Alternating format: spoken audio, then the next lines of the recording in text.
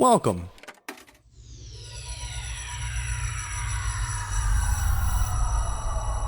to Arcade Audio. Welcome to Dilettante Ball. I'm Johnny. I'm Spencer. Here on Dilettante Ball, we go on Wikipedia. We click random article. And we talk about it. Yeah, we do. And today, we are recording from a very special location, a brand new Kia Sedona! It's our rental car because we're in Florida. We're in Gainesville for the Gainesville Improv Festival. So, if you're hearing this, that means we've already performed. You missed it. So, thanks for nothing. You want to just get up into it? Yeah, I feel weird because people are just like walking by looking at us. Absolutely. We just got like a big Yeah, like some dude just like absolutely just stared right into your face. Yeah. Probably never seen a Kia Sedona before. Man, yeah. I mean, we probably do look like psychopaths. Yeah, we look like undercover police officers, like just in our van, like that's awesome, talking into microphones. I don't think I would hope undercover police officers were more kempt. Well, not even that, because that's good cover, but just more like at least get tinted windows. Less conspicuous. Yeah, like we're clearly holding microphones. All right, let's see what we got here. Team of Rivals. Okay. A comic book? Okay, it looks like a book. Team of Rivals: The Political Genius of Abraham Lincoln by Doris Kearns Goodwin. Publisher Simon & Schuster. Team of Rivals: The Political Genius of Abraham Lincoln is a 2005 book by Pulitzer Prize-winning American historian Doris Kearns Goodwin, published by Simon & Schuster. The book is a biographical portrait of U.S. President Abraham Lincoln and some of the men who served with him in his cabinet from 1861 to 1865. 3 of his cabinet members had previously run against Lincoln in the 1860 election. That's fun. Attorney General Edward Bates, Secretary of the Treasury Salmon P. Chase. They named Salmon. No, Salmon. Like S-A-L-M-O-N. Salmon. Salmon P. Chase. And Secretary of State William H. Seward. Seward, the guy who bought Alaska. No, Seward. The way salmon swim. The book focuses on Lincoln's mostly successful attempts to reconcile conflicting personalities and political factions on the path to abolition and victory in the American Civil War. Okay, so it's called Team of Rivals because it's a bunch of superheroes working together. Yeah, this is the Suicide Squad of history. That's actually cool. All the people that ran against him, and it's like, you know what? All right, you beat me fair and square, dude. So let's get to work. Let's do it. That's fun. Yeah, unlike the House of Representatives. Oh, brother! If this is your first episode, yes, we are always this political. I'm just saying, Obama can't pass nothing. I saw a guy refer to Obama as "O-vomit." Bummer is like the big one. Big one, yeah, for sure. Or Obamacare. Or no Obama. Yeah. I think Obama is the best one and none of them are even good. No. I can't wait till he's not president anymore, so I don't have to hear that anymore. You still will. Yeah, of course. Like, people are still making fun of Bush. No, they're not. What the fuck is his name? Will Ferrell, like, a couple years ago, but like well into Obama's presidency, perhaps into his second term, did like a stage show as Bush. Yeah, well, that's Will Ferrell. He's like a dancing monkey. He's like, look, I got nothing. Oh, you guys want to pay me to see George Bush? All right, if that's what you want, I'll do it. I'm just saying, people still do it, and I bet. But they don't have names for Bush. Oh, sure. Like, you know, like they're basically because there's no one's racist against white people, so no one comes up with names for him. Yeah, but I bet you could still find a hot few bumper stickers with a W and a red line through it. Sure, yeah. Also, on the other side of the bumper would be coexist. Yeah. Oh, fuck. Yeah, for sure, definitely. That's amazing. What's your favorite bumper sticker? Oh, geez, let me think. It's tough because there's so many good ones. So many good ones. I mean, it's not bumper stickers, but Calvin peeing or praying are both good. I like Calvin peeing on to Calvin praying. Or anything that says real men love Jesus.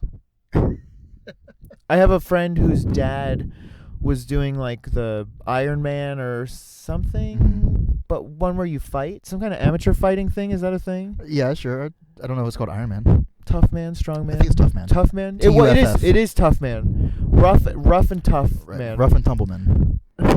But Hello, my name is Ruffin Tumbleman. Ruffin Tumbleman, attorneys at law. His shirt that he custom made for his tough manery Yeah. said "Real men love Jesus," and it's like, Cool, dude. cool. You're beating the shit out of someone just like Jesus. Tune in their cheek so I can hit that one too. Boom. Yeah. I think my favorite bumper sticker. Talk about a right cross. Damn, dude, that's a fucking It's pretty fire good. joke. It's pretty good. My favorite bumper sticker. So there was a in the town where I grew up. There was a store that called Merlin's Visions, and they sold like crystals and tarot cards yeah. and And they had bumper stickers that were all like, it would have a picture of a dragon on it, and it would be like, I love humans. They taste great with ketchup or stuff like that. I think that's an old like W.C. Fields joke. Like, no, I love children. It's the same punchline. Like, so they just ripped that off from like 150 years ago. Yeah. Like, okay. It's crazy that ketchup's been around that long. Yeah. When do you think ketchup was invented? 60s. 1957? Yeah. Yeah. That's.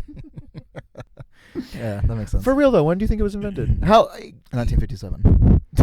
I don't know. 1925. See, I can't tell if it feels like something that's been around forever or is like way newer than you would expect. Right. It Like, it was invented because of NASA. yeah, like Ketchup. Well, is we need to give the astronauts like tomato nutrients. Right. So we made this paste, and that's like, oh well, yeah, I don't know. This guy's walking by again. Yeah. The same dude. Fully engrossed. Like, acting like he's not. He's like, he has his phone in his hand. He probably dialed 911. It's just waiting for us to make bust a out of the car yeah. and try to abduct him. The reason that we are recording in the van is because Patrick Bodenhausen, friend of the show, and Andrew Kidd, friend of the show, are not welcome on this podcast. Not anymore. So they're in the hotel room. We're in the Watching Cops or whatever it is they're watching. and we're in the Kia Sedona, having the time of our lives. The Kia Sedona, incidentally, is the new official car of Dilettante Ball, replacing the 2013 Nissan Versa. Right. Tons of legroom. Tons of room for activities. Yeah, just whatever you need. You know, we got, the co-pilot seats up front, 2 bucket seats in the back, and then a bench seat in the way back. Yeah, we got a whammy bar. We got a roll cage. We got the halogen light bulbs. We got the Hemi engine. Yeah, this Kia Sedona does in fact have a Hemi. Yeah. So And it's got the pedals are footprint. It's a footprint. yeah, for sure. CB radio, huge ass antenna. Yeah. Like one of those antennas that like curves around and yeah. Do you need an antenna that big? I feel like it's for show. I feel like you need No, maybe you need that range. maybe 2.5 feet of antenna, Gotta have the range. and the rest is for show. What does CB stand for? Certified broadband. I don't know. Community based. That sounds right. I think you're wrong, but it sounds right. I have no idea. Band is B. I'm sure. That's what I thought too. I don't know. Community band? Maybe. Is that what a ham radio is? No, ham stands for Hard as a motherfucker. yeah, hard as a motherfucker radio. Yeah, they go hog wild. Do people still do ham radio, like pirate radio or anything like that? Is that even a thing anymore? Like, They should. yeah. I Like, think- I'd love to just be driving through a town and just all of a sudden the radio became like, yeah, like you're not listening to the alien radio. I'd love that. That's a great. We put all the alien hits. I love that this person went through all the trouble of making a like pirate radio station. Didn't plan out what they were going to do once it worked. Greetings, Earthlings. This is alien radio from space. Gobbledygook. Next up is more aliens. But now it's David Bowie. And then he just has an old computer and he holds down backspace until it just starts beeping. Yeah, it's pretty low rent. Yeah. You spent all the money on the ham radio. Hey, can I talk about something? Yeah. So we're in Florida, and what did I do? But 3 days ago, I went to Disney World. Yeah. It was What- fucking rad. And what'd you do at Disney World? As if Disney World couldn't get any better. Star Wars, baby. Star Wars Disney World. All day, every day. I met Chewbacca and Darth Vader, and it was fucking cool as hell. You said Chewbacca had a good He handshake. has a very firm handshake. That sold it for me. I was like, this is really Chewbacca. Did you shake Darth Vader's hand? Oh no, Of course you not, can't touch right? Darth Vader. Dang, dude. And when we got there, Darth Vader looked at me and he said, "I sense much loyalty in you." And then we had some back and forth a little bit, got a picture, and as we were leaving, he said, "We part today on good terms." So sick, dude. Oh, Darth Vader, you're the fucking man. That feels like way better than meeting like the Queen or the President or anything. For real. I'd rather just meet some guy pretending to be Darth Vader. How cool is that job? To be the dude who pretends to be Darth Vader or the dude who pretends to be Chewbacca? That's got to be like the best job of all time. Like imagine telling a kid that he was going to grow up to be Darth Vader. You know. That's my dream. Yeah. My dream is to murder children. Have all your limbs cut off. Yeah. And live in eternal pain. That sounds way better than my life right now. I would love that. Before we went in to meet Darth Vader, there was a young woman who was ahead of us, and she was maybe in her early 20s, and she was alone, like really early 20s, maybe like 19, 20, 21, somewhere in there. And she was like shaking. She was like giddy, and we were really excited because we had just met Chewbacca, and we were like, that was the craziest thing ever, and we were like just super giddy, and she was like maxed out, and she was like fixing her hair, like she was freaking out. That's amazing. It was crazy. Like I think she thought it was like the real actually Darth Vader. Yeah, it was insane.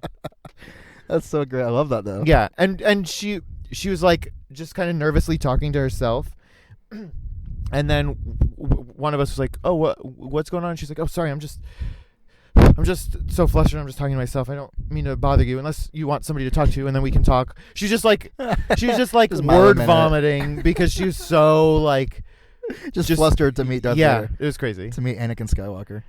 She's a female Kylo Ren. Yeah, just yeah. Like, oh my god. It was great. So go to Disney World, y'all, or wait 2 years until they build some shit and it's gonna be just off the rails. Man, I can't wait. Could it get any better? Or it feels like the last best thing that we could make. Yeah, I mean this is peak humanity right now. Yeah, exactly. We've done it. We've done it. I feel like Saudi Arabia is gonna be like, oh, you got Star Wars land.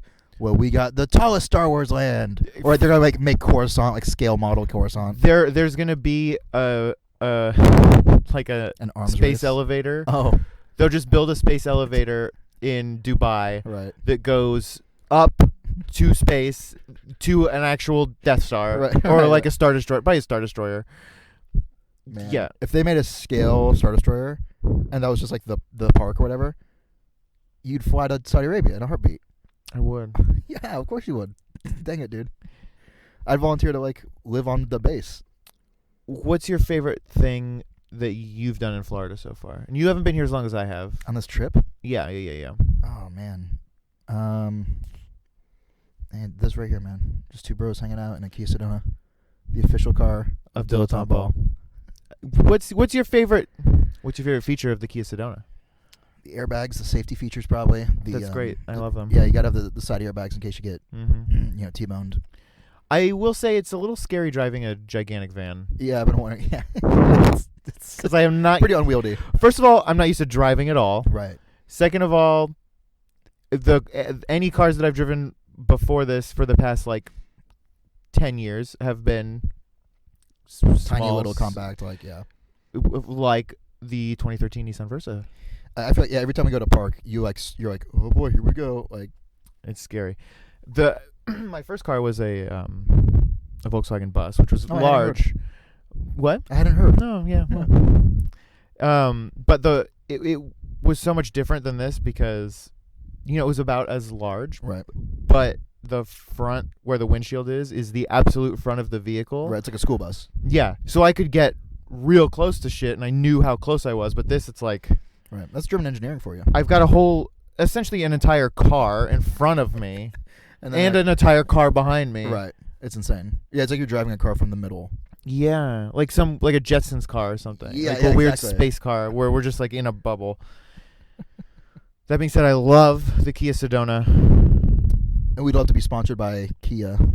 Yeah, I mean, Kia does have America's best warranty, 10 years, 100,000 miles, 10,000 miles. Yes, 10,000 miles, yeah. Very quick warranty. No, 100,000 miles. No, it's 10,000. There's no way it's 10,000 miles. You just don't drive it anywhere. You drove to the grocery store and back on Wait, weekends. 10,000 miles? That's 100,000. Is it? It's 10,000.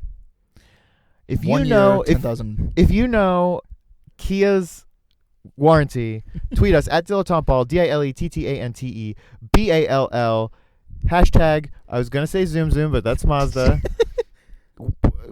I want to see ya in a Kia. Smell you later. I think it'll be good for them to bond.